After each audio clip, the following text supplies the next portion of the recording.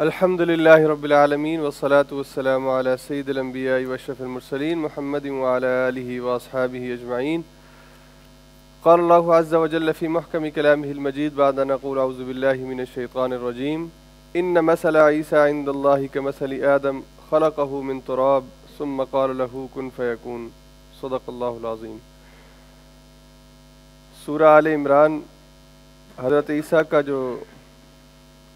کے حوالے سے اللہ نے جو آیات نازل کی ہیں سورہ آل عمران کے اندر، ان کا مطالعہ جاری ہے. آج انشاءاللہ ہم آیت نمبر 59 سے آیت نمبر 63 تک کی آیات کا ترجمہ اور ان کے مضامین کو سمجھیں گے. لیکن اس سے پہلے چند سوالات ہیں جو پچھلی دفعہ زکوٰۃ کے حوالے سے ہم بات کر رہے تھے، تو ہم نے چند سوالوں کے جواب دیے تھے، لیکن بعد میں کچھ خواتین کی طرف سے اور کچھ اور ساتھیوں کی طرف سے سوالات آئے ہیں، تو ان پہ میں جواب دے دیتا ہوں. اس کے بعد پھر انشاءاللہ ہم درس کی طرف آتے ہیں. اگر خواتین جو ہے وہ کوئی سوال بھیجنا چاہیں آج کے درس کے حوالے سے یا پچھلا جو زکوٰۃ کا درس تھا یا کوئی بھی موضوع ہو، تو وہ سوال لکھ کے بھیج دیا کریں. اور آپ میں سے بھی اگر کسی ساتھی کے کوئی ذہن میں سوال ہو تو آپ مجھے بتا دیں کہ یہ سوال ہے، اور اس کا اگر جواب دینا سب کے لیے مفید ہو تو سب کے سامنے جواب دی جائے تو زیادہ بہتر ہوتا ہے. اس لیے اگر آپ لوگوں کے ذہن میں کبھی کوئی سوال ہو جو ہم درس کرتے ہیں، درس کے آیات ہوتی ہیں اس سے متعلق، تو آپ بلا جھجک وہ سوال پوچھیے اور سوال کے جواب جو ہے وہ سب کے لیے مفید ہوگا انشاءاللہ. پچھلی دفعہ سونے کی زکوٰۃ کے حوالے سے بات ہوئی تھی کہ سونے کی زکوٰۃ جو ہے، میں نے کہا تھا کہ آپ ٹوٹل جتنے بھی آپ کے ایسٹس ہیں ان سب کو آپ ایڈ کریں گے، ان کو جمع کریں گے. مثال کے طور پہ آپ کے پاس کرنسی جو ہے، نوٹ کرنسی جو پیپر ہیں یہ پڑے ہیں، ان کو آپ کاؤنٹ کر لیجئے. آپ کے پاس بینک کے اکاؤنٹ میں پیسے پڑے ہیں وہ آپ ایڈ کر لیجئے. آپ کے پاس سونا پڑا ہے اس کی قیمت آپ ایڈ کر لیجئے. لیکن خواتین کی طرف سے، 2-3 خواتین کی طرف سے مجھے فون آیا، انہوں نے کہا کہ سونے کی قیمت جو ہے وہ معلوم کرنا تھوڑا سا مشکل مرحلہ ہوتا ہے، اور اس کو سارے اماؤنٹ کے اندر جمع کرنا. آپ ہمیں فی گرام سونے کے حساب سے بتائیں کہ 1 گرام سونے کی زکوٰۃ کتنی بنتی ہے، تو ہم اس حساب سے زکوٰۃ دے دیتے ہیں. تو ہمارے یہاں پہ شیخ امجد صاحب آج نہیں آئے، نہیں ہاں شیخ امجد صاحب، اور آپ کے بھائی جو ہیں اکرم بھائی سے میری بات ہوئی، تو میں نے پھر ان سے پوچھا تو انہوں نے مجھے بتایا کہ تقریباً جو ہے وہ زکوٰۃ اس کی 1 گرام سونے کی وہ 8 کرون بنتی ہے.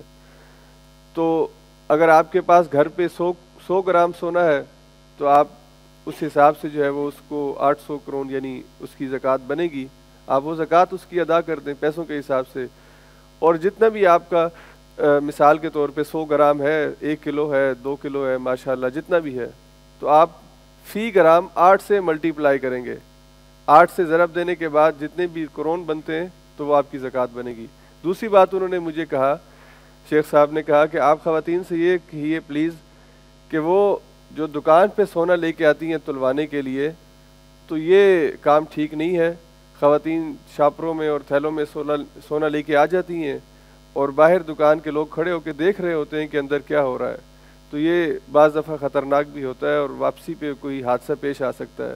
تو اس کا آسان طریقہ یہ ہے کہ آپ گھر کے اندر اپنے گھر میں اس کو خود ہی وزن کر لیجئے. وزن کے جو آلے ہیں آپ کے پاس موجود ہیں تو گھر پہ خود ہی وزن کر لیجئے. اور اس کے اندر اگر مثال کے طور پہ کوئی نگ لگے ہیں تو وہ کوئی سونار بھی آپ کو نہیں بتا سکتا کہ نگ کا وزن کتنا ہے اور سونے کا وزن کتنا ہے. وہ ساتھ اس کے نگ لگے ہوتے ہیں اور نہ وہ اس کو الگ کر کے اس کو تولتا ہے. اس لیے وہ خود اندازہ آپ اپنے طور پہ کر لیجئے کہ میرے اس سونے کے اندر کتنے نگ ہیں اور کتنا اصل ہے. اور اگر مثال کے طور پہ آپ کے پاس 20 تولے سونا ہے، 200 گرام سونا ہے، اس 200 گرام سونے کے اندر اگر 10 گرام یا 15 گرام یا 20 گرام کے نگ بھی لگے ہوئے ہیں اور آپ پورے کی زکوٰۃ دے دیتے ہیں تو اس سے آپ کو اللہ تعالیٰ منع نہیں کرتا. آپ وہ نگ سمیت سونے کی زکوٰۃ جو ہے وہ دے سکتے ہیں. لیکن اگر آپ کے پاس پیسے نہیں ہیں اور آپ نگ کی زکوٰۃ الگ کرنا چاہتے ہیں تو پھر خود ہی اندازہ، جس طرح سونار نے اندازہ کرنا ہے ویسے آپ نے اندازہ کرنا ہے. اس لیے پیسے یا سونا جو ہے اس کو دکان پہ لے جا کے وہاں پہ تلوانے سے پرہیز کیجیے. ماسٹر جمیل صاحب نے پچھلی دفعہ آخر میں بڑی اچھی توجہ دلائی تھی. انہوں نے کہا کہ اکثر لوگوں نے اپنے بچوں کے لیے مکان کے لیے جو اکاؤنٹ کھولا ہوتا ہے اس میں پیسے جمع کرواتے ہیں. BSU اس کو میرا خیال ہے کہتے ہیں، BSU. اس اکاؤنٹ کے اندر جو پیسے پڑے اس کی بھی زکوٰۃ ہوگی. تو جی بالکل اس اکاؤنٹ کے اندر پیسے پڑے، میں نے لفظ استعمال کیا تھا جتنی بھی اسپارنگ ہے، اور یہ جو آپ پیسے جمع کر رہے ہیں مکان کے لیے، یہ بھی اسپارنگ ہے. جب تک آپ مکان نہیں خریدتے، کرنسی کی شیپ میں آپ کے پاس پیسے پڑے ہوئے ہیں، تو اس پیسے کے اوپر جو ہے وہ آپ کو زکوٰۃ دینی پڑے گی. ایک خاتون کی طرف سے یہ بات پوچھی گئی تھی کہ ہماری بچیوں کے پاس جو سونا ہے، بیٹیوں کے پاس جو سونا ہے، ان کے والدین نے، ماں نے یا باپ نے لے کے دیا ہے، تو اس سونے کے اوپر زکوٰۃ جو ہے وہ بچی ادا کرے گی. تو میں نے ان سے عرض کیا کہ زکوٰۃ تو واجب ہے اس مال کے اوپر جو مال ہے موجود ہے. اب اس کی ادائیگی کی 2-3 صورتیں ہو سکتی ہیں. اگر بیٹی یا بچی خود کام کرتی ہے تو اپنی زکوٰۃ، اپنے سونے کی زکوٰۃ خود ادا کر دے، اور اگر وہ خود نہیں کام کرتی، صرف اس کے پاس سونا ہی ہے، تو بجائے سونا بیچ کے زکوٰۃ دینے کے، اس کا بھائی یا اس کا والد جو بھی اس کا سرپرست ہے یا اس کا بیٹا، تو وہ اس کی طرف سے ادا کر دے. اسی طرح جو ہماری خواتین گھر پہ ہیں، کام نہیں کرتی، ان کے پاس تو ذریعہ معاش نہیں ہے، تو ان کے، ہمارے اکثر پاکستانی مرد جو خاص طور پہ پاکستان سے جو خواتین آئی ہیں، تو ان کے مرد ہی ان کی طرف سے زکوٰۃ ادا کرتے ہیں. فرض عورت کے اوپر ہوتی ہے، لیکن اس کے پاس کیونکہ مال نہیں ہے، تو وہ مدد، اس کا شوہر اس کی مدد کرتا ہے کہ آپ یہ زکوٰۃ کی جو رقم بنتی ہے اس کو میں آپ کی طرف سے ادا کر دیتا ہوں، تو وہ زکوٰۃ ادا ہو جاتی ہے. اور مرد جو ہے اس کو اس حوالے سے عورت کے ساتھ تعاون کرنا چاہیے. اگر مرد تعاون نہیں کرے گا تو عورت کو پھر بالآخر اپنا سونا بیچ کر اپنی زکوٰۃ جو ہے وہ ادا کرنی پڑے گی. اسی طرح سوال بعض لوگوں کی طرف سے یہ بھی آیا کہ زکوٰۃ دینے کے حوالے سے بھی ہمیں مسئلہ ہے. بعض دفعہ ہم زکوٰۃ دے دیتے ہیں، لیکن بعد میں پتہ چلتا ہے کہ جس کو زکوٰۃ دی ہے اس نے تو مثال کے طور پہ اپنے دانت لگوانے کے لیے 70,000 کا نسخہ تیار کروایا ڈاکٹر سے. وہ زکوٰۃ کی رقم لے کے قیمتی دانت جو ہے وہ لگوا رہا ہے. زکوٰۃ دینا جو ہے، یہ زکوٰۃ دینا آپ کی ذمہ داری ہے، اور اس کے اندر اللہ تعالیٰ نے جو طریقہ آپ کو بتایا کہ آپ زکوٰۃ کیسے دیں، تو سب سے بہترین اور اچھا طریقہ جس پر ہم لوگ عمل نہیں کرتے، اس تک پہنچنے کی کوشش نہیں کرتے، سورہ بقرہ کی آیات ہم پڑھ چکے ہیں. اس میں اللہ تعالیٰ نے فرمایا تھا للفقراء الذين احصروا في سبيل الله لا يستطيعون ضربا في الارض يحسبهم الجاهل اغنياء من التعفف تعرفهم بسيماهم لا يسألون الناس الحافا. کہ تم لوگوں میں ایسے لوگوں کو دیکھو گے، خوددار لوگوں کو دیکھو گے، کہ تم چہروں سے ان کو غنی محسوس کرو گے، بڑے خوشحال محسوس کرو گے، لیکن اپنی شرم اور اپنی حیا کی وجہ سے وہ کسی کے سامنے ہاتھ نہیں پھیلاتے. اپنی ضرورت جیسے کیسے ہو پوری کرنے کی کوشش کرتے ہیں، گھر پہ کھانا نہ بھی ہو فاقہ کر لیتے ہیں، کسی کے سامنے ہاتھ نہیں پھیلاتے. ایسے لوگوں کو تلاش کر کے ان تک زکوٰۃ پہنچانی چاہیے. یہ اصل زکوٰۃ کے مستحق ہوتے ہیں، جو آپ کے پاس ہاتھ لے کے نہیں آتے، مانگتے نہیں ہیں آپ سے، اور خوددار اتنے ہوتے ہیں کہ بھوکے رہ لیں گے، اپنی ضرورتیں قربان کر دیں گے، لیکن کسی سے مدد کا تقاضا نہیں کریں گے. تو اللہ نے فرمایا کہ ایسے لوگوں کو تلاش کر کے ان تک اپنی رقم جو ہے وہ پہنچانے کی کوشش کرو. اور ہمارے قرب و جوار کے اندر، ہمارے اپنے رشتہ داروں کے اندر کتنے ایسی فیملیز ہوتی ہیں کہ ہمیں معلوم ہوتا ہے کہ اس نے بچی کی شادی کے لیے اس کے پاس اتنے پیسے نہیں تھے، اس نے کسی سے ادھار لیے ہیں. جس کے پاس پیسے نہیں ہو اس کو اول تو چاہیے کہ شادی کے اندر جتنی کم از کم ضرورت ہے اسی کو پورا کرے. پھر وہ اگر پیسے نہیں ہے تو بیٹی کے لیے 50 جوڑے تیار کرنا، اور اس کے جہیز کے لیے جو ہے وہ فریج بھی اور ٹی وی بھی اور واشنگ مشین بھی اور یہ اور وہ سب کچھ اس کو لاد کر دینا، یہ بھی غلط ہے. جس کی جتنی استطاعت ہے، اسی لیے حضور علیہ الصلوۃ والسلام نے حضرت علی سے کہا تھا کہ جتنی تمہاری استطاعت ہے اتنی فاطمہ کو دے دو. اور حضرت علی نے کہا تھا کہ واللہ میرے پاس تو ایک درہم بھی نہیں ہے. حضور علیہ الصلوۃ والسلام نے اپنی طرف سے 4 درہم دیے کہ 2 درہم کچن کا سامان جو ہے خرید لو، اور 2 درہم کا فاطمہ کو جو ہے وہ کوئی تحفہ لے کے دے دو. تو جس کی جتنی استطاعت ہے وہ اپنی استطاعت کے مطابق اپنی بیٹی کو عطا کرے. لیکن ہمارے معاشرے کی بعض رسوم اور رواج ایسی بن چکی ہیں کہ انسان مجبور ہو جاتا ہے. بیٹی کو روانہ کرنا ہے، جہیز نہیں دیں گے، ساری زندگی بیٹی باتیں سنتی رہے گی کہ اس کو اس کے ماں باپ نے پیسے بھی، ان کے پاس پیسے بھی نہیں تھے، تو لے کے کیا آئی ہے ہماری طرف. مطلب عورت کی جو زندگی ہے اس حوالے سے وہ بڑی پریشان کن ہوتی ہے، خاص طور پہ پاکستان کے تناظر میں بات کر رہا ہوں. تو اگر کسی والد نے اپنی بیٹی کی اس ضرورت، جہیز کی ضرورت کو پورا کرنے کے لیے اس کے پاس پیسے نہیں تھے، اس سے قرض لیا ہے، وہ زکوٰۃ کا مستحق ہے، اس کو زکوٰۃ دیجئے. وہ آپ کے سامنے سوال نہیں کرے گا، لیکن آپ کو معلوم ہے کہ اس کے اوپر وہ اپنے اس نے جو برات کے اوپر جو اس کا خرچہ آیا ہے، برات نہیں ہونی. اسی لیے اسلام نے ہمیں سادہ تعلیمات دی ہیں لیکن اپنے رسم و رواج کی وجہ سے پابند ہے۔ اگر کوئی بیٹی کا باپ اپنی بیٹی کی بارات کے لیے کھانے کا انتظام نہیں کرتا تو لوگ باتیں کرتے ہیں، زندگی پریشان کر دیتے ہیں۔ وہ بیچارہ قرض لے کے ادھار لے کے کھانے کا انتظام کرتا ہے اور کھانے پہ اس کا 1.5-2 لاکھ خرچ آ جاتا ہے۔ وہ کھانے پہ وہ یہ تو نہیں کہہ سکتا کہ شیخ صاحب بس آپ نے آنا ہے اور آپ کے بھائی نے نہیں آنا، برادریوں کے اندر پورا ٹولہ جو ہے وہ آتا ہے، دعوت نہیں دیں گے تو تعلق ختم ہو جائے گا۔ اب اس کو 2 لاکھ کا کھانا کھلوانا ہے اور اس بیچارے کے پاس 50,000 کھانے کے لیے ہیں، تو کسی سے قرض، کوئی دکان والے سے قرض لے گا، کوئی کیا کرے گا۔ تو اب آپ نے اس کی ضرورت کو پورا کرنا ہے اور آپ زکوٰۃ کے پیسوں سے اس کی مدد کر سکتے ہیں۔ آپ کے رشتہ داروں میں کتنے ہی بچے ایسے ہوں گے کہ جو اعلیٰ تعلیم حاصل کرنا چاہتے ہیں لیکن ان کے پاس پیسے نہیں ہیں۔ یہاں تو ایجوکیشن فری ہے، پاکستان میں یونیورسٹی سے ایک ڈگری لینی ہو تو باپ پریشان ہو جاتا ہے، جس کی متوسط آمدنی کا جو آدمی ہے پریشان ہو جاتا ہے، میں گھر کا کام چلاؤں یا اس بچے کی مہینے کی 30-40 ہزار فیس دوں۔ ایسے بچوں کی مدد کیجئے زکوٰۃ کے پیسوں سے۔ اور بالفرض اگر آپ نے بہت تحقیق کر کے کسی کو پیسے دیے اور اس کے باوجود آپ کو پتہ چلا کہ آپ کے پیسے ٹھیک نہیں لگے تو آپ گناہ گار نہیں ہوں گے، آپ نے اپنا فرض ادا کر دیا۔ آگے اگر کسی نے اس کو غلط استعمال کیا یا اس کا مستحق نہیں تھا، اس پر آپ کو مواخذہ نہیں ہے۔ آپ کی نیت اور آپ کا طریقہ کار وہ ٹھیک ہونا چاہیے، باقی آگے والے کا کام جانے اور آگے۔ اسی طرح سے اگر کچھ ہمارے ساتھی ایسے ہوں، بہنیں ایسی ہوں کہ جن کے رشتہ داروں میں یا جاننے والوں میں کوئی ایسی صورت نہ ہو کہ ان کو نظر آتا ہو کہ کوئی ان میں زکوٰۃ کا مستحق ہے، تو پھر بااعتماد ادارے جو ہیں ان کے حوالے زکوٰۃ کی رقم کر دینی چاہیے۔ مثال کے طور پہ پاکستان میں الخدمت کا بہت بڑا سیٹ اپ ہے یتیموں کی کفالت کے حوالے سے۔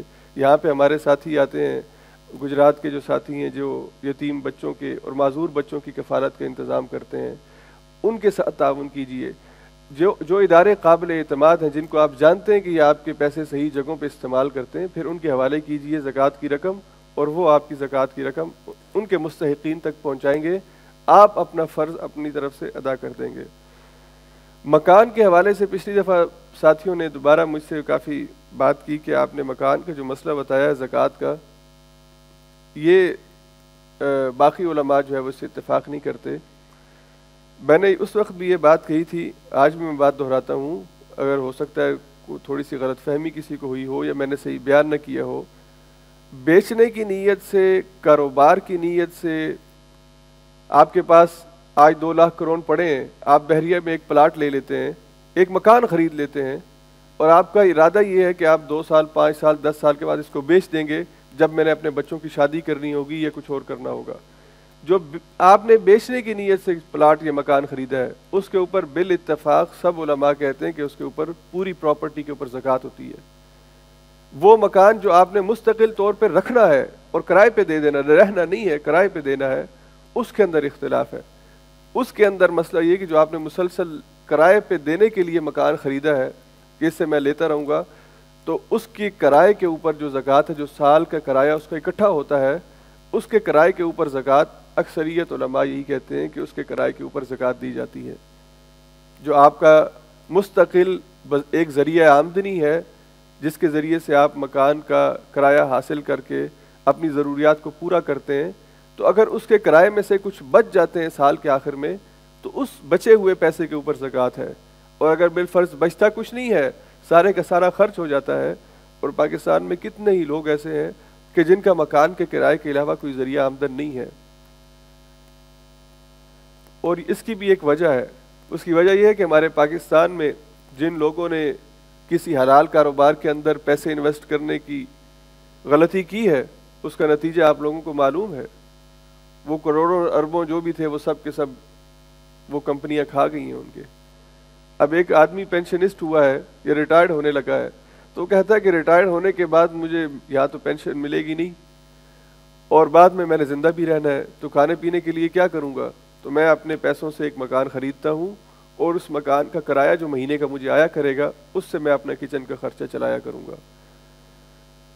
تو اگر ایک آدمی اپنے ذریعہ آمدن اور ذریعہ معاش کے لیے مکان خریدتا ہے اور اس کو کرائے پہ دیتا ہے، تو اس کے کرائے میں سے اگر کچھ اس کو بچتا ہے سال کے آخر میں 1,000، 10,000، لاکھ، اس کے اوپر زکوٰۃ ہے۔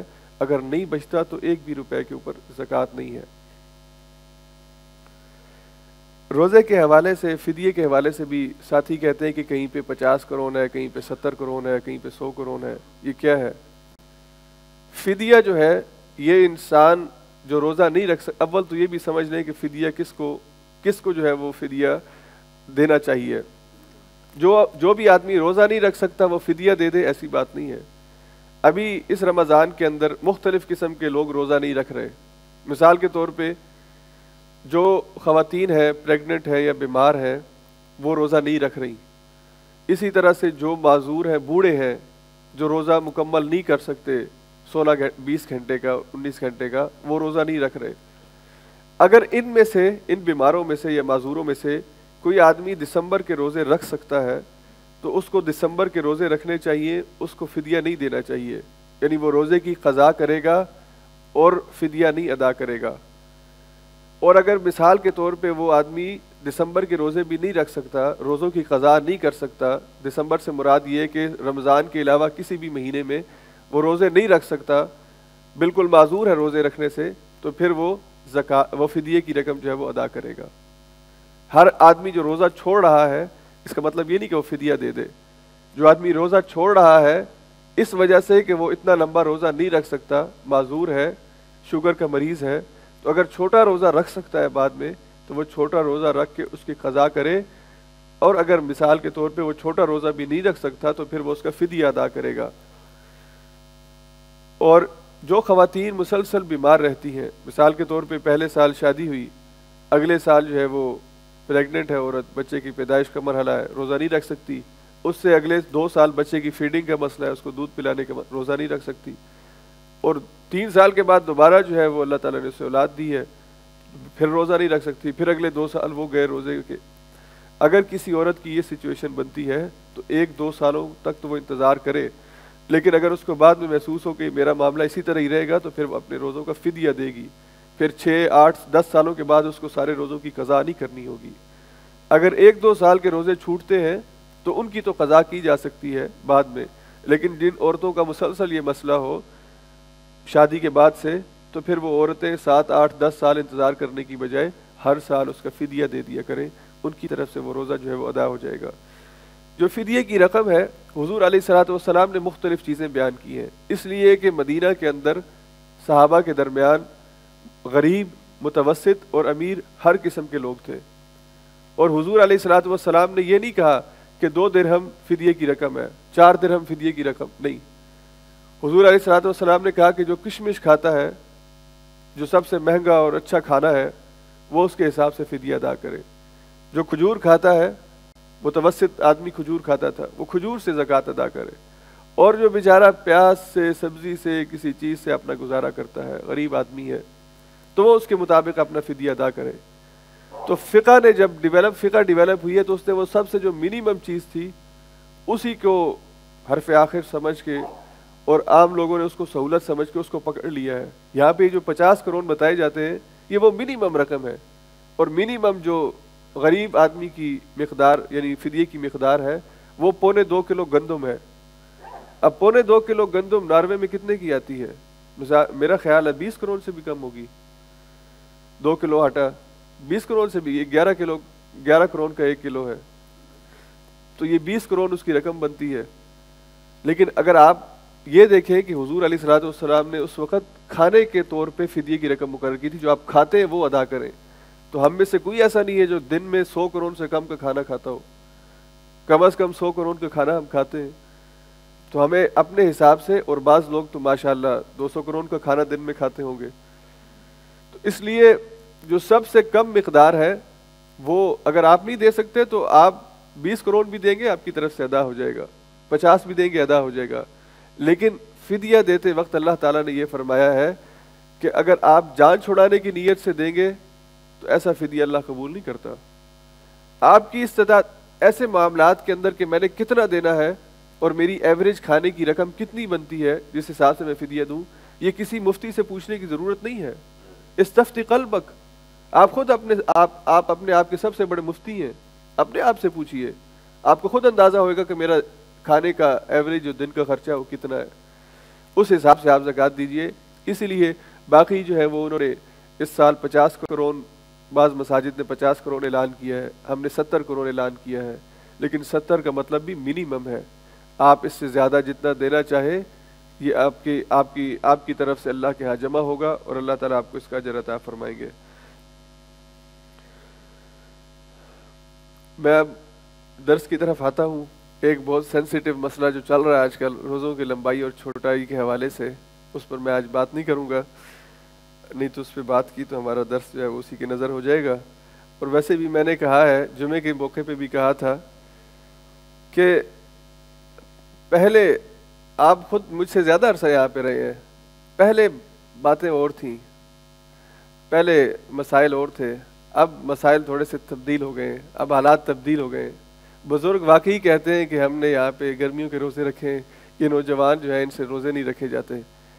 جس وقت بزرگ یہاں پہ آئے تھے وہ ایک ابتدائی وقت تھا یہاں پہ مسلمانوں کی آمد کا، اور ابھی بھی ان ایریاز کے اندر جو زیادہ متاثر ہیں، میری مراد 66 ڈگری مثال کے طور پہ موئرانہ لے لیں، ہمارا موئرانہ اور اس کے بعد نیچے تھوڑا سا ہے تو تھرونہائم، یعنی اوسلو سے اور موئرانہ کے درمیان کا جو ایریا ہے، ہمارے ناروے کے اندر یہ ایریا بنتا ہے، سویڈن کے اندر بھی تقریباً اس سے ملتا جلتا ایریا موجود ہے، فن لینڈ کے اندر اس طرح کا ایریا موجود ہے. یہ 3 ممالک، اور پھر کینیڈا کے اندر نارتھ کے اندر اسی طرح کا یہ ایریا موجود ہے، کیلگری سے اوپر کا جو علاقہ ہے، اور اسی طرح سے ساؤتھ امریکہ کے اندر الاسکا کے اندر، یہ الاسکا کی جو اسٹیٹ ہے اس کے اندر یہ مسئلہ موجود ہے. لیکن ان سب 5 جگہوں پر میں نے تقریباً اپروچ میری اب ہے الحمدللہ، میں نے رابطہ کیا ہے وہاں کی کمیونٹی سے، مسلم کمیونٹی سے، جو وہاں پہ اکا دکا 10 15 20 ہزار 2000 رہتے ہیں. کوئی ایسا جید عالم وہاں پر موجود نہیں ہے جو اس مسئلے کا حل بتائے. علماء وہاں پہ بیٹھے ہیں، مثال کے طور پہ مصر میں بیٹھے ہیں، مثال کے طور پہ پاکستان میں بیٹھے ہیں، تو وہ سورج کے طلوع اور غروب کو اس پر جو ہے وہ فکس بیٹھے ہیں. لیکن مسئلہ یہ ہے کہ سورج کے طلوع اور غروب کے باوجود گرمیوں میں، مثال کے طور پہ اسی سال موئرانہ کے اندر جو ہے وہ ایک روزہ 5 جولائی کا جو روزہ ہے وہ صرف 25 منٹ ہے طلوع اور غروب کے درمیان. تو 25 منٹ کے اندر وہ بیچارہ مغرب کی نماز کیسے پڑھے گا، عشاء کی نماز کیسے پڑھے گا، وہ تراویح کیسے پڑھے گا، وہ سحری کیسے کھائے گا، کھانا کیسے، فجر کیسے پڑھے گا. اس کا مطلب یہ ہے کہ شریعت آپ سے یہاں پہ کہہ رہی ہے کہ تھوڑا غور کریں، جب روزہ لمبا ہو جاتا ہے تو پھر تھوڑا سا اس کو دینا پڑتا ہے وقفہ، تاکہ وہ اس کے اندر مغرب کی نماز، افطاری، عشاء کی نماز، بیوی کے ساتھ تعلق، سحری اور فجر کی نماز، اس کو اچھے طریقے سے، اس کو سپیڈو میٹر نہیں لگا ہونا چاہیے، فٹافٹ ٹائم نکل رہا ہے بس جلدی جلدی نہیں. اگر حرم کے اندر لوگ 2 گھنٹے تراویح میں کھڑے ہوتے ہیں تو یہاں پہ بھی لوگوں کو حق ملنا چاہیے کہ وہ بھی 2 گھنٹے تراویح کے لیے کھڑے ہو سکیں. تو اس لیے یہ مسئلہ بھی علماء کے درمیان زیر بحث ہے اور مختلف فتوے آ چکے ہیں. 22 گھنٹے کی اجازت وہ بھی موجود ہے، اور یہ میں نے نہیں دی، کسی عام چھوٹے موٹے مولوی نے نہیں دی، ہمیں تو لوگ شمار ہی نہیں کرتے. یہ باقاعدہ شیخ عمر عبدالکافی ہیں، ایجپشین اسکالر ہیں اور شیخ قرضاوی کے استادوں میں سے ہیں. اسی طرح سے سعودی عرب کے اندر جامع مسجد قباء کے جو امام ہیں صالح المغامسی، ان کی طرف سے 20 گھنٹے کا، اور اسی طرح سے دارالافتاء المصریہ کی طرف سے 18 گھنٹے. اب یہ اجتہاد کا مسئلہ ہے.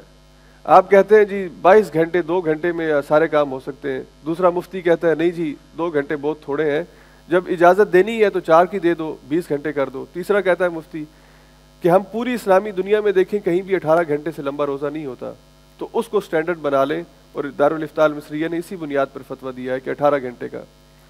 اس لیے مختلف آپشنز یہاں پہ موجود ہیں، اور ہمارے نوجوانوں نے اور خواتین نے اور وہ لوگ جو یہاں کا مقامی روزہ نہیں رکھ سکتے اس پر عمل کرنا شروع کر دیا ہے. وہ ہم سے کہتے ہیں، ڈائریکٹلی مجھ سے کہتے ہیں، واللہ آپ اگر مصر کے فتوے کو نہیں مانتے، نہ مانے، وہ کسی عالم کا فتویٰ ہے، ہم اس فتوے کے مطابق عمل کریں گے، اور اگر ہمارا روزہ ٹھیک نہیں ہے تو ہمارا یہ عمل اس مفتی کے سر پر ہوگا. اور یہ بات ٹھیک ہے کہ جو آدمی دین کے معاملے میں کسی مسئلے پر فتویٰ دیتا ہے پھر اس کی ذمہ داری اسی کے اوپر ہوتی ہے. اور اگر بالفرض کوئی آدمی، کوئی مفتی، کوئی عالم دین غلط نتیجے پہ پہنچتا ہے، اس کے بعد حضور علیہ الصلوۃ والسلام نے فرمایا من اجتہد فاصاب فلہ اجران ومن اخطأ فلہ اجر واحد. کسی نے کسی معاملے میں اجتہاد کیا، اس سے غلطی سرزد ہوئی، اس کو 1 اجر ملے گا، اور جو صحیح نتیجے پر پہنچے گا اس کو 2 اجر ملیں گے۔ یعنی اجتہادی معاملے میں غلطی پر انسان گناہ گار نہیں ہوتا۔ اس لیے اس مسئلے کو اسلام اور کفر کا مسئلہ بنانے کی بجائے، حلال اور حرام کا مسئلہ بنانے کی بجائے، اس مسئلے کو تھوڑا سا سمجھنے کی کوشش کیجئے، اور علماء کی طرف سے جو بھی رائے ہوتی ہے اس کا احترام کرنے کی ہمیں عادت ہونی چاہیے۔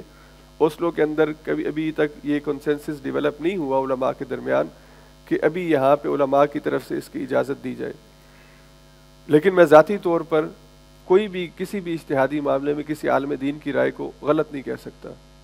میں دین کا طالب علم ہوں، جو میری انڈرسٹینڈنگ ہے میں اس کو صحیح سمجھتا ہوں، اور میری طرح کسی اور کی یا مجھ سے بہتر کسی عالم دین کی جو بھی انڈرسٹینڈنگ ہوگی اس کو بھی میں ٹھیک ہی سمجھوں گا، اس لیے کہ میرے سامنے حضور نے فرمایا کہ جو اجتہادی معاملے میں کوشش کرتا ہے اور ٹھیک نتیجے پر نہیں پہنچتا اس کو 1 اجر ملتا ہے، اور جس سے غلطی سرزد ہو جاتی ہے، جو ٹھیک ہوتا ہے اس کو 2 اجر ملتے ہیں، اور جس سے غلطی ہوتی ہے اس کو 1 اجر ملتا ہے۔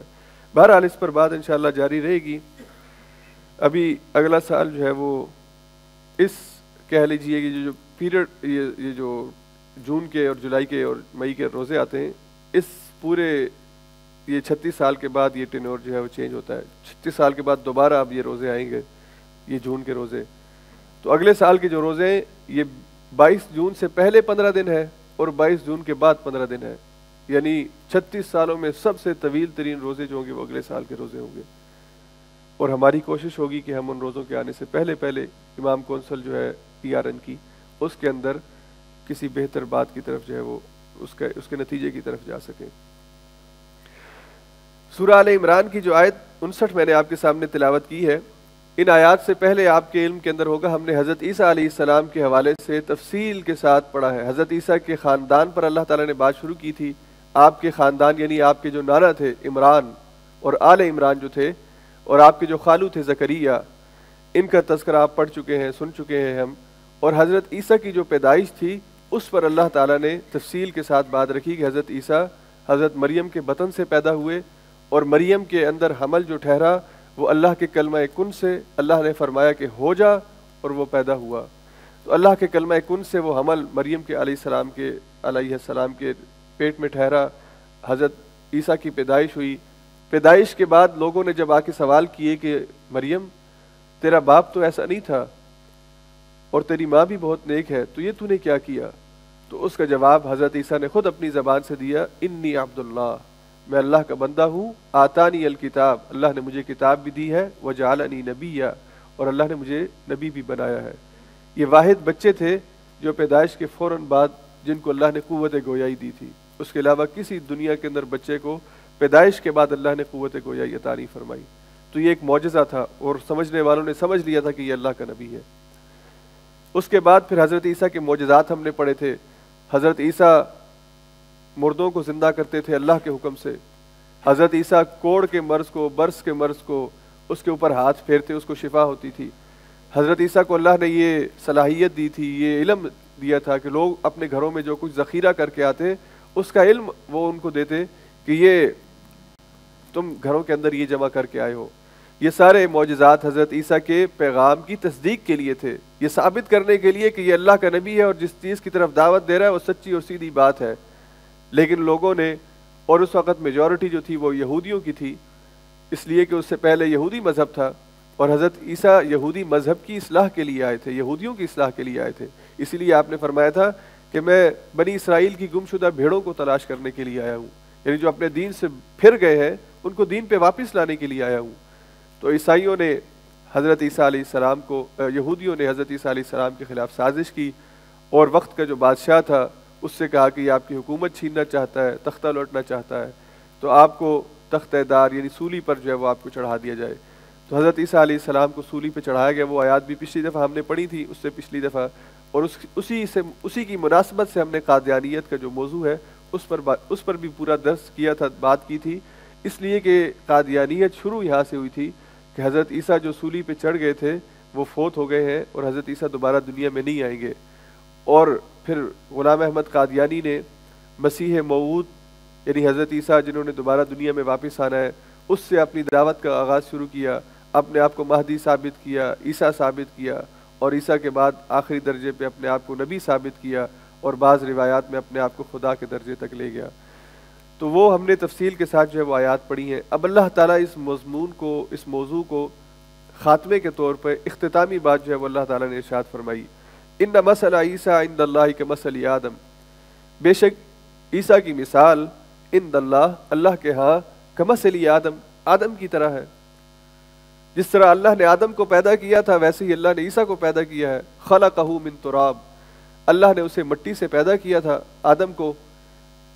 ثم قال له، پھر اس سے کہا تھا کن، ہو جا، فیکون، اور وہ ہو گیا تھا۔ اللہ نے مٹی سے آدم کو پیدا کیا، مٹی کو حکم دیا کہ اس کو آدم کی شکل دے دے، اور مٹی اللہ کے حکم سے ایک انسانی جسم کے اندر تبدیل ہو گئی۔ یہ اللہ کا حکم تھا، اور دنیا جانتی ہے کہ آدم سے پہلے دنیا میں کوئی انسان نہیں تھا۔ تو یہ خطاب مسلمانوں سے اور یہ خطاب عیسائیوں سے ہے کہ جو اللہ کو خدا مانتے ہیں، حضرت آدم کو پہلا انسان اور پہلا نبی مانتے ہیں۔ تو سب مسلمانوں کو معلوم ہے، یہودیوں کو معلوم ہے، جتنے بھی آسمانی مذاہب ہیں ان سب کو معلوم ہے کہ آدم سب سے پہلے انسان تھے، اور آدم بغیر باپ اور بغیر ماں کے پیدا ہوئے تھے۔ تو اللہ فرماتے ہیں کہ جس طرح تم کو آدم کے اللہ کی قدرت سے پیدا ہونے کا یقین ہے کہ وہ اللہ کی قدرت سے پیدا ہوا تھا بغیر باپ اور بغیر ماں کے، تو اسی طرح سے اللہ کے ہاں عیسیٰ کی مثال ہے، اللہ نے اس کو بغیر باپ کے پیدا کیا ہے۔ آدم کا تو باپ اور ماں دونوں نہیں تھے، حضرت عیسیٰ کی تو بہرحال ماں تو موجود ہے جن کے بطن سے حضرت عیسیٰ پیدا ہوئے ہیں۔ تو اللہ کے ہاں جس طرح اللہ نے آدم کو پیدا کیا ویسے ہی اللہ نے عیسیٰ کو بھی پیدا کیا ہے۔ اب اس کے اندر پریشان ہونے کی کیا ضرورت ہے؟ تو اللہ نے فرمایا کہ تم عیسیٰ کی خدائیت کے اندر، عیسیٰ کے اللہ کا بیٹا ہونے میں جس غلطی کا شکار ہو، اور وہ بھی کیوں کہتے تھے اللہ کا بیٹا؟ اس لیے کہ ایک انجیل جو ہے غالباً انجیل جی اس کے اندر اللہ کے یعنی ابن اللہ کا لفظ، اور یہ قرآن میں بھی استعمال ہوا ہے، تو یہ ابن اللہ کا لفظ تھا، اللہ کا بیٹا۔ تو انہوں نے کہا کہ ابن کا لفظ جب حضرت عیسیٰ کے ساتھ استعمال ہوا ہے تو اس کا مطلب یہ کہ یہ اللہ کا بیٹا ہے۔ تو اسی انجیل کے اندر جس میں حضرت عیسیٰ کے حوالے سے ابن اللہ کا ذکر ہے، اس میں تو حضرت آدم کے حوالے سے بھی ابن اللہ کا ذکر ہے، وہ بھی اللہ کے بیٹے تھے۔ اور حضرت آدم اور حضرت عیسیٰ کے علاوہ باقی بہت سے لوگوں کے ساتھ اللہ نے یہ اصطلاح جو ہے وہ استعمال کی ہے انجیل کے اندر، تو پھر سب کو اللہ کا بیٹا مان لو۔ لیکن اللہ کا بیٹا صرف عیسیٰ کو اس لیے ماننا کہ وہ آپ کے عقیدے کی جڑ ہے، یہ غلط بات ہے۔ تو جس طرح آپ آدم کو اللہ کا نبی مانتے ہو ویسے ہی عیسیٰ کو بھی اللہ کا نبی مانو۔ اللہ نے یہ بات یعنی آخری بات ان کے سامنے کہہ دی کہ اس کے بعد مزید بات کرنے کی ضرورت نہیں ہے۔ جس طرح تمہارے سامنے مثال موجود ہے آدم کی، ویسے ہی حضرت عیسیٰ کی مثال بھی تمہارے سامنے موجود ہے۔ اب اس کے بعد مزید کسی دلیل کی ضرورت نہیں ہے۔ فمن حاجک فیہ، بس تم سے جو شخص حجت کرے، بحث کرے، ڈائلاگ کرے، من بعد ما جاءک من العلم، بعد اس کے کہ اس کے پاس یہ آیت آ چکی ہے، یہ علم آ چکا ہے کہ حضرت عیسیٰ بھی اسی طرح اللہ کے کلمہ سے کن سے پیدا ہوئے جس طرح حضرت آدم پیدا ہوئے تھے۔ اگر اس علم کے آ جانے کے بعد کوئی آپ سے جھگڑا کرتا ہے، جدال کرتا ہے، فقل، تو آپ کہہ دیجئے، تعالوا، آ جاؤ، ندعو ابناءنا، ہم بلاتے ہیں اپنے بیٹوں کو، وابناءکم، اور تم بلاؤ اپنے بیٹوں کو، ونساءنا، اور ہم بلاتے ہیں اپنے بچوں کو، عورتوں کو، ونساءکم، اور تم بلا لو اپنی عورتوں کو، وانفسنا، اور ہم آتے ہیں خود، وانفسکم، اور آ جاؤ تم خود، یعنی اپنے بیٹوں اور بچوں کے ساتھ، بیویوں کے ساتھ، عورتوں کے ساتھ ہم بھی آتے ہیں اور تم بھی آ جاؤ کھلے میدان کے اندر۔ ثم نبتہل، پھر ہم مباہلہ کرتے ہیں، فنجعل لعنت اللہ، اور ہم بناتے ہیں یا کرتے ہیں اللہ کی لعنت علی الکاذبین، جھوٹوں پر۔ یہ جب سورت ہم نے شروع کی تھی اس وقت میں نے آپ سے کہا تھا کہ اس سورت کے اندر عیسائیوں کا جو وفد ہے نجران سے جو آیا ہے حضور علیہ الصلوۃ والسلام کے پاس 10 ہجری میں، اس سے خطاب ہے، اور یہ حضرت عیسیٰ کے حوالے سے جو ساری آیات نازل کی اللہ نے تو ان کی رہنمائی کے لیے اور بتانے کے لیے کہ حضرت عیسیٰ کی کیا حقیقت تھی۔ تو یہاں پہ اس وفد کے ساتھ اب آخری بات اس آیت میں اللہ نے ارشاد فرما دی، حضرت عیسیٰ کے خاندان، حضرت زکریا آپ کے خالو، حضرت مریم کی پرورش مسجد بیت المقدس کے اندر، اور حضرت عیسیٰ کی پیدائش، حضرت عیسیٰ کے معجزات، حضرت عیسیٰ کا دنیا سے دوبارہ اٹھ جانا، اس ساری تفصیل اللہ نے بڑی وضاحت کے ساتھ ان آیات میں بیان کر دی۔ اور پھر آخر میں فرمایا کہ جس طرح تم سمجھتے ہو کہ آدم بغیر باپ اور بغیر ماں کے پیدا ہوئے تھے اور اللہ کے بندے تھے اور اللہ کے نبی تھے، ویسے ہی عیسیٰ اللہ کے بندے ہیں، اس کے نبی ہیں، بغیر باپ کے اللہ کے کلمہ کن سے پیدا ہوئے ہیں، تو تسلیم کر لو۔ اور اگر پھر بھی نہیں مانتے تو پھر یہ مباہلہ کرتے ہیں۔ مباہلہ کیا ہے؟ مباہلہ یہ ہے کہ یہ جو ہمارے دنیاوی معاملات ہوتے ہیں، دنیاوی معاملات میں آپ عقل سے، دلیل سے اور گواہ سے اپنی بات کو عدالت آپ کی بات یا آپ کے دعوے کو اس وقت تسلیم کرتی ہے جب اس کے ساتھ گواہ موجود ہو یا اس کے پیچھے دلیل موجود ہو۔ بغیر گواہ کے، بغیر دلیل کے بعد عدالت کے اندر نہیں مانی جاتی۔ لیکن اگر عدالت ایسی ہو کہ اس کے اندر آپ گواہ بھی پیش نہ کر سکتے ہو، دلیل بھی پیش نہ کر سکتے ہو، یعنی حضرت عیسیٰ کے اللہ کے بیٹے ہونے پر نہ کوئی گواہ موجود ہے، نہ کوئی دلیل موجود ہے، تو اب کیا کریں؟ دوسرے کا اصرار ہے کہ حضرت عیسیٰ اللہ کے بیٹے ہیں، وہ اللہ کی خدائی میں شریک ہیں، اور ہمارا اصرار یہ کہ وہ اللہ کے بیٹے نہیں ہیں، تو پھر فیصلہ کون کرے گا؟ پھر فیصلہ ہوگا مباہلہ سے۔ مباہلہ یہ ہے کہ آپ خود آ جائیں، آپ اپنی فیملی کو لے آئیں، اپنے بچوں کو، اپنی عورتوں کو، اور وہ بھی اپنے بچوں اور اپنی عورتوں کو لے آئیں، اور آپ اللہ سے دعا کریں کہ اللہ تعالیٰ جو جھوٹا ہے اس پر تیری لعنت ہو اور اس کو تو تباہ و برباد کر دے۔ تو جب آپ اللہ سے یہ دعا کرتے ہیں اور اللہ سے عقیدے کے حوالے سے بات ہے، ایمان کے حوالے سے بات ہے، تو پھر اللہ اس آدمی کو بچاتا ہے جو سچا ہے، اور جو آدمی جھوٹا ہو اللہ اس کو تباہ و برباد کر دیتا ہے۔ تو حضور علیہ الصلوۃ والسلام خود حضرت فاطمہ اور حضرت علی رضی اللہ تعالیٰ عنہ اپنے داماد اور حسن اور حسین کو لے کر میدان کے اندر آئے اور ان سے کہا کہ آؤ ہم مباہلہ کرتے ہیں۔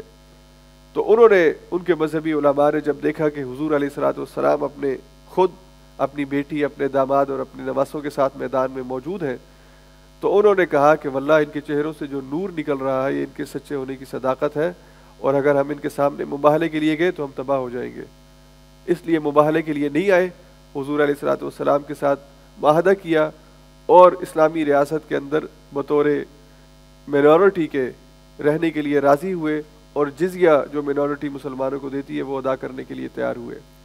تو اللہ تعالیٰ نے عیسائیوں کے سامنے ان کے دین کی حقانیت حضور علیہ الصلوۃ والسلام کے زمانے میں بالکل 2 اور 2 4 کی طرح واضح کر کے دکھا دی۔ بعض لوگ اس روایت کو یا اس بات کو یہ ثابت کرنے کی کوشش کرتے ہیں کہ حضرت حضور علیہ الصلوۃ والسلام کی حضرت فاطمہ کے علاوہ کوئی بیٹی نہیں تھی، اگر ہوتی تو حضور اس کو بھی میدان کے اندر لے کر آتے۔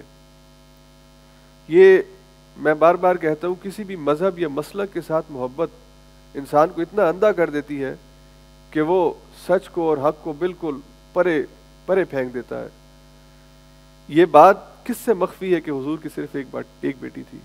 حضور علیہ الصلوۃ والسلام کی 4 بیٹیاں تھیں، اور ابو لہب جو ہے اس کے بیٹوں نے اس کے 2 بیٹوں کے ساتھ حضور کی 2 بیٹیوں کی شادیاں ہوئی تھی۔ اسی وجہ سے تو اللہ تعالیٰ نے ابو لہب کو جو ہے وہ تباہ و برباد کیا تھا۔ آپ تاریخ کی سیرت کی کوئی کتاب اٹھا کے دیکھ لیں، تاریخ کی کوئی کتاب اٹھا کے دیکھ لیں، حضور علیہ الصلوۃ والسلام کی 4 بیٹیاں تھیں، باقی اس وجہ سے ساتھ نہیں تھیں کہ باقی ان سے پہلے فوت ہو گئی تھیں۔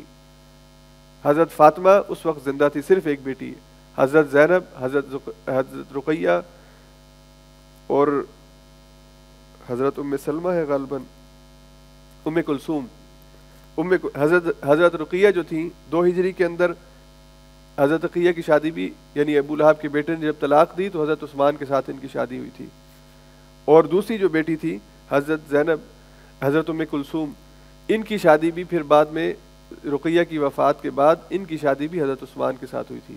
یعنی یہ دونوں بیٹیاں جن کو ابو لہب کے بیٹوں نے طلاق دی تھی، بعد میں حضور علیہ الصلوۃ والسلام نے حضرت عثمان سے، ایک کے فوت ہونے کے بعد دوسرے کو بھی حضرت عثمان، اسی لیے آپ کو ذو النورین کا لقب دیا گیا۔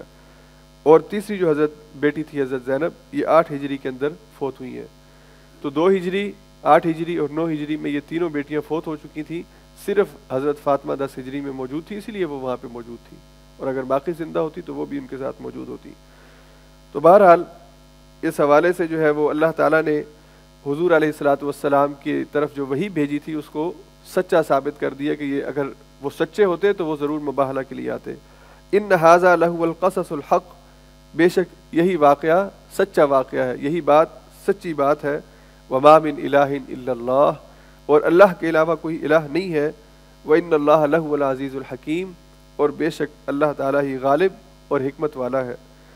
فإن تولوا، پس اگر وہ پھر جائے اپنی بات سے، فإن اللہ علیم بالمفسدین، تو بے شک اللہ تعالیٰ فساد کرنے والوں کو خوب جانتا ہے۔ اگر وہ بات نہیں مانتے تو اللہ تعالیٰ مفسدین سے خود ہی نبڑ لے گا، آپ کو پریشان ہونے کی ضرورت نہیں ہے۔ آپ نے اپنی بات ان کے سامنے پیش کر دی، اپنی دعوت پیش کر دی، اگر وہ اس پر ایمان لے آئے تو فبیہا، دنیا اور آخرت میں کامیاب ہو جائیں گے، اور اگر آپ کی دعوت پر ایمان نہیں لاتے، منہ پھیر لیتے ہیں، تو ان سے اللہ تعالیٰ خود ہی اپنے معاملات کو سلجھا لے گا۔ وآخر دعوانا الحمد للہ رب العالمین۔